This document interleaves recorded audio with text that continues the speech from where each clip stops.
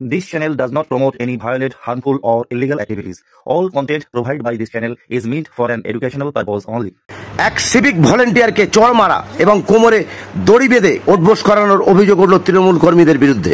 ঘটনার ছবি ভাইরাল হতেই তদন্তে হাওড়ার জেলা গ্রামীণ পুলিশ। এই ঘটনায় গ্রেপ্তার করা হয়েছে দুজনকে। এর পাশাপাশি আমতারপেড় ও বসন্তপুর থানার ওসিকে ক্লোজ করে দেওয়া হয়েছে। ওই সিভিক ভলেন্টিয়ারের বিরুদ্ধে বিভাগীয় তদন্তের নির্দেশ দিয়েছেন পুলিশ সুপার। পুলিশ সূত্রে খবর, গত বুধবার আমতারপেড় থানার বসন্তপুর বাজার এলাকায় দুপুরবেলা এক সিভিক ভলেন্টিয়ারকে মারধর করা হয়। কোমরে ও পায়ে দড়ি বেঁধে তাকে উঠবোস করানো হয়। স্থানীয় তৃণমূল কর্মীদের অভিযোগ, সে মুখ্যমন্ত্রীর বিরুদ্ধে কুকথা বলছিল। ভাইরাল ভিডিওতে দেখা যায় কে বা কারা তাকে জোর করছে যাতে সে স্বীকার করে। স্থানীয় বিজেপির মন্ডল সভাপতি তাকে এই কথা বলতে উস্কানি দিয়েছিল, যদিও শ্রীধর চক্রবর্তী নামে ওই সিভিক ভলেন্টিয়ার তা স্বীকার করতে চায়নি।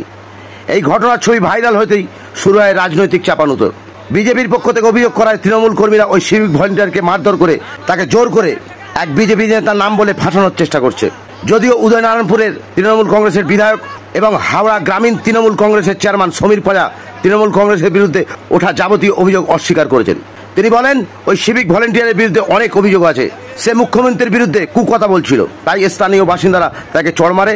এর সঙ্গে তৃণমূল কংগ্রেসের কর্মীদের কোনো সম্পর্ক নেই। এদিকে ঘটনার তদন্ত শুরু করেছে হাওড়ার গ্রামীণ পুলিশ। হাওড়ার জেলা গ্রামীণ পুলিশের সুপার সুবিমল পাল বলেন, মারধরের ঘটনায় দুজনকে গ্রেপ্তার করা হয়েছে। ধৃতদের আজ উলুবেড়িয়া আদালতে তোলা হবে। এই ঘটনায় পেড়ো থানার ওসিকে ক্লোজ করার পাশাপাশি ওই সিভিক ভলেন্টিয়ারের বিরুদ্ধে বিভাগীয় তদন্ত শুরু হয়েছে এবং সিভিক ভলেন্টিয়ারকে ডিউটি থেকে অব্যাহতি দেওয়া হয়েছে। আপনারা দেখছেন একটু খবর, সঙ্গে আমি বাবলু শেখ।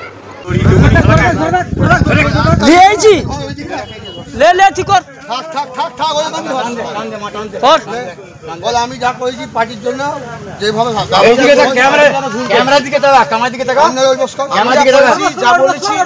যা বলেছি ভুল আমি যা বলেছি ভুল করেছি, ঠিক আছে। আমি যদি গালাগালি পেয়ে থাকি আমি ভুল করি। পেয়ে থাকি কি আছি, তুমি গালাগালিটা পেয়ে দেখান তাহলে কান্তর 20 বার 10 বার।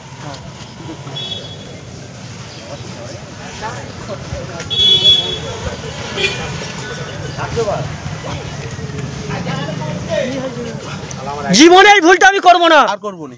ওই দাঁড়াও, কারোর কথা শুনে করবো না, কারোর কথা শুনে করবো না। কে বলেছে বলতে পার? লাখ টাকা মা মা কে মা কি মা মা কি? হ্যাঁ, মা মাটি মানুষের লাখ টাকা। হ্যাঁ কপাল টাকা, আমার মাটা আমি ঠাকালে কিন্তু না না না না, লাখ টাকা মা মাটি মানুষের লাখ টাকা। তুই আমার হেড লাখ টাকা ভুল হয়ে গেছে শালা, লাখ টাকা।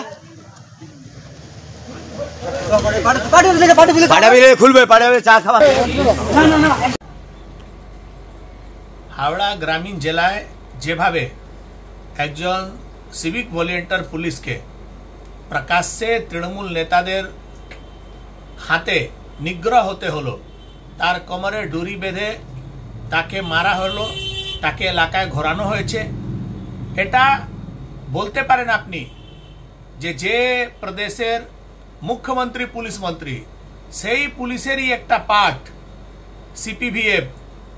সেই সিপিভিএফকে যেভাবে টিএমসি নেতারা আইন নিজের হাতে নিয়ে রাস্তায় ফেলে মেরেছে, কোমরে দড়ি বেঁধে ঘুরিয়েছে, এটা অমানবিক, এটা অসাংবিধানিক, আর এটাই হলো কানুনকে নিজে হাতে নেওয়ার কথা।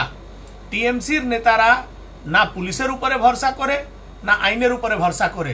এবার তো আমরা দেখছি তারা মুখ্যমন্ত্রী যিনি পুলিশ মন্ত্রী তার উপরে ভরসা করে না।